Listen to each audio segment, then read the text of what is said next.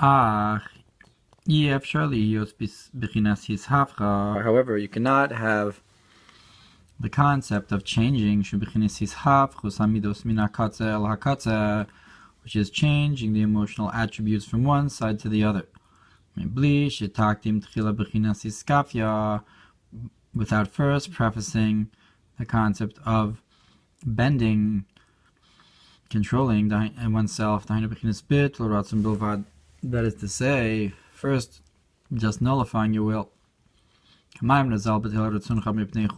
our sages said, nullify your will in front of his will. And the reason is according with what's known,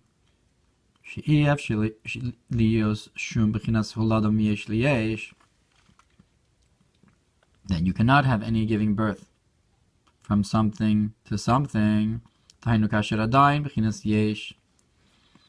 is when something is still a yesh on its own.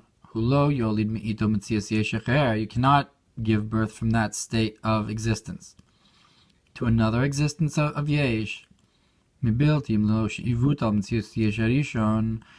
you first nullify the first state of existence and come to the state of nothing. That's when you can give birth to and grow the existence of another yesh, of another existence. Like we see in the nature of the growth of a plant, from a seed, that's planted in the ground, that when you still have the existence of that seed, Mishlemus completely, just like it is, lo yitzmach me'uma, it won't grow anything.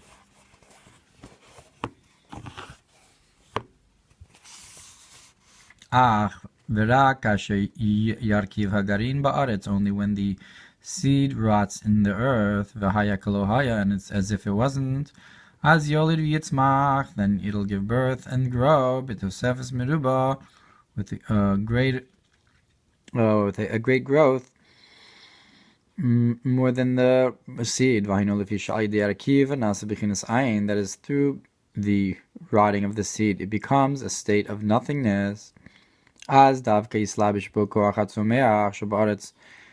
when it will be enclosed in it the strength of growth of the earth, and you'll have growth from it in a great amount of extra of creation in comparison. Which is not the case if it's still a state of existence on its own. You won't have creation from it, you won't have the growth from the seed. So to our sages said, with the coming out of the chick from the egg, that I'm not sure what gvil is, but it's that basically that beforehand it's only like dust of the earth.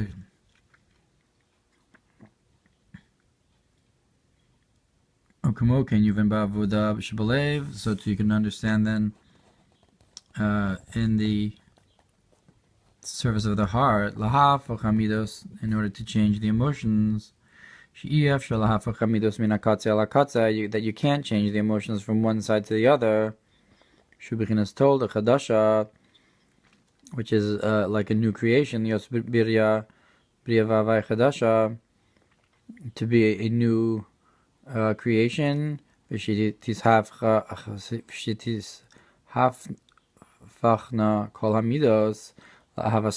to change all the emotions to loving Hashem. So you want to get to that state of yesh, and you have so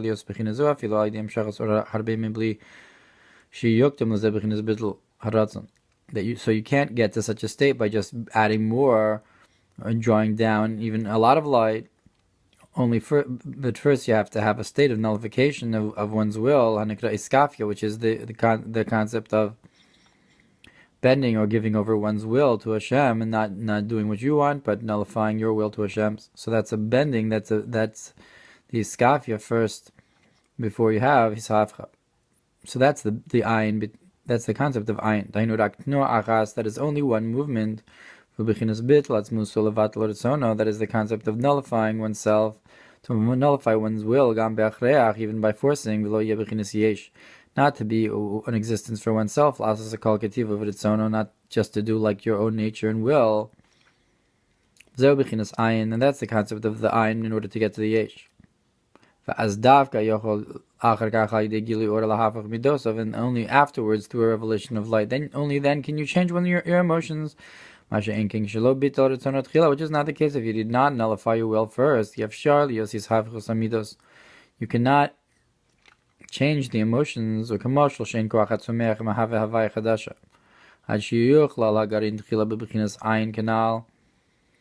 For example, that the strength of growth cannot have a new creation until the seed gets included and nullified in a state of nothingness. In a biblichinus ayin canal.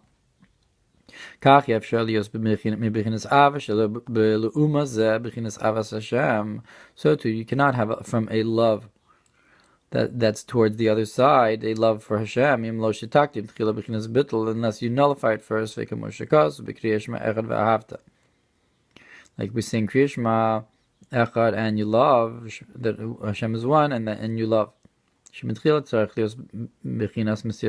first you have to have echad, the concept of self-sacrifice, a state of nullification, to have self-sacrifice when you say Hashem is one. And only afterwards then you can have, and you should love with all of your hearts, with your two yetzers, which is this idea of changing oneself. And this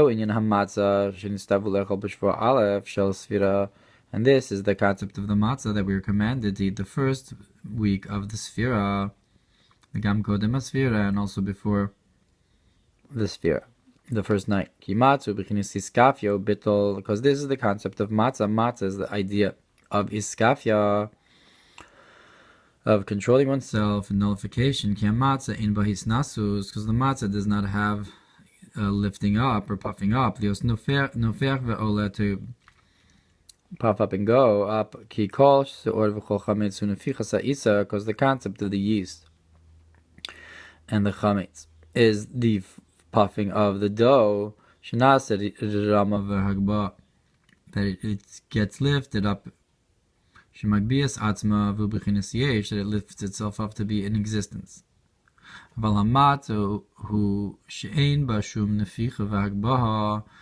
matzah is when it does not have any puffing and going up, but it only has the lowliness and the humility. And this is the concept of nullifying the will. Iskafia, which is the bending of oneself, which is not to spread out one's own desires and wills, in one's existence, which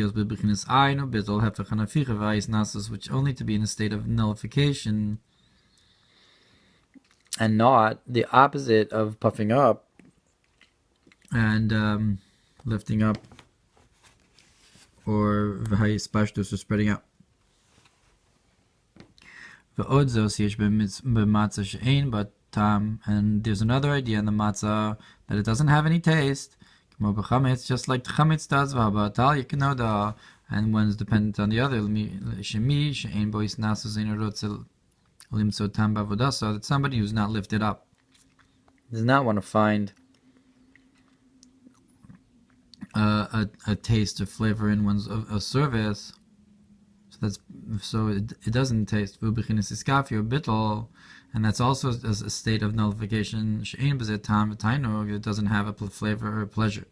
That he's controlling the Yetzer, doing the opposite of what he wants. And that's why the matzah is called the bread of poverty. Lachma, Anya, which is the concept of subjugation and loneliness, which is the idea of that my soul will be like dust to all, like we'll explain later. Also, the Lachma is from the language of like a pain. Excuse me. Because, like it says by Mitzrayim, that when until when will you not be pained or subjugated in front of me?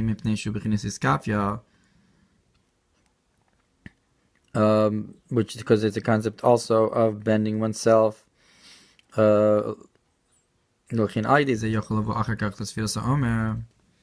Therefore, afterwards, a person can reach this Sfiras HaOmer, which is this idea of changing oneself. And only afterwards can you come to receiving the Torah. And this is why it says that my soul will be like dust, and for everything, in front of everything, open my heart to your Torah. That one is dependent upon the other.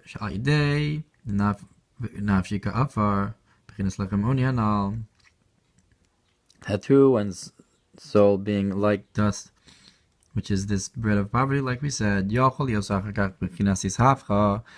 you can reach a state of changing with Yospanim, Bepanim, Kabbalah Torah, and then you can have face to face receiving the Torah, Shazeo, Pesach libi b'Torah secha, which is the end of the pasuk, that you should open my heart in your Torah.